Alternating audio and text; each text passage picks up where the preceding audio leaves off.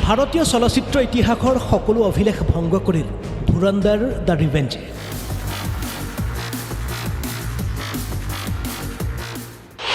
আকৌ এবাৰ অসম্ভৱক সম্ভৱ কৰি তুলিলে ধুৰন্ধৰ দ্য ৰিভেঞ্জে।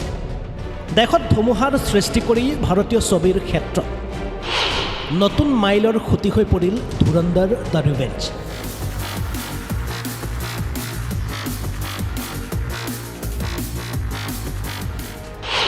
অভিলেখৰ সমান্তৰালত আকৌ বিতৰ্কৰ সূচনা কৰিলে ধুৰন্ধৰ দ্য ৰিভেঞ্জে। ধুৰন্ধৰ দ্য ৰিভেঞ্জক লৈ পাকিস্তানত পুনৰ উত্তেজনা। হয়, অৱশেষত 19 মাৰ্চত মুক্তি লাভ কৰিলে আদিত্য ধৰৰ নতুন ছবি ধুৰন্ধৰৰ দ্বিতীয় অংশ। ইতিমধ্যে বিগত বৰ্ষৰ ডিচেম্বৰ মাহত বিশ্বব্যাপী মুক্তি লাভ কৰিছে ধুৰন্ধৰৰ প্ৰথম অংশ। সমগ্ৰ বিশ্বৰ পৰা ধুৰন্ধৰ প্ৰথম অংশই উপাৰ্জন কৰিবলৈ সক্ষম হৈছিল প্ৰায় 1300 কোটি টকা। আৰু পূৰ্ব নিৰ্ধাৰিত সময় অনুসৰি পুনৰ 19 মাৰ্চত মুক্তি লাভ কৰিলে ধুৰন্ধৰৰ দ্বিতীয় অংশ।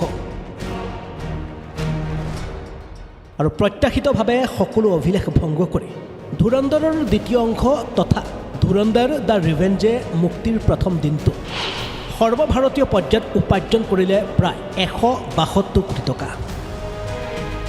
পাছে 19 মাৰ্চত মুক্তি দিয়াৰ পূৰ্বে ছবিখনৰ পেইড প্ৰিমিয়াৰ দৰ্শনী মুক্তি দিয়া হৈছিল।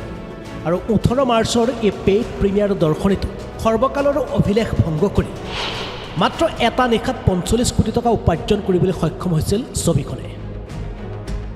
সামগ্ৰিকভাৱে চাবলৈ গ'লে মুক্তিৰ প্ৰথম দিনটোত বিশ্বজুৰি ছবিখনে 236.63 কোটি টকা উপাৰ্জন কৰিবলৈ সক্ষম হৈছে।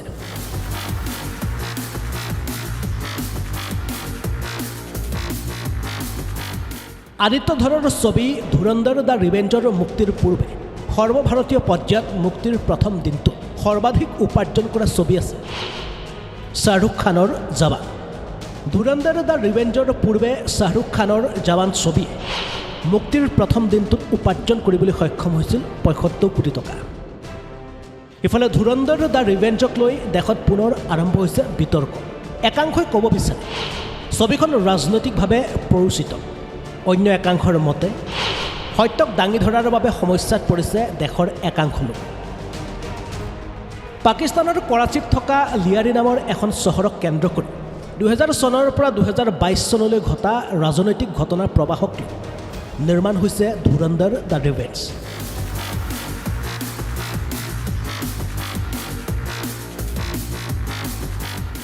য'ত অতি কৌশলপূৰ্ণভাৱে পৰিচালক ভাৰত চৰকাৰে 2016 চনত হঠাৎ কি কাৰণত অপাৰেশ্যন গ্ৰীণলিফ তথা বিমুদ্ৰাকৰণৰ সিদ্ধান্ত ল'ব লগা হৈছিল তাক দাঙি ধৰিবলৈ চেষ্টা কৰা হৈছে ছবিখনত।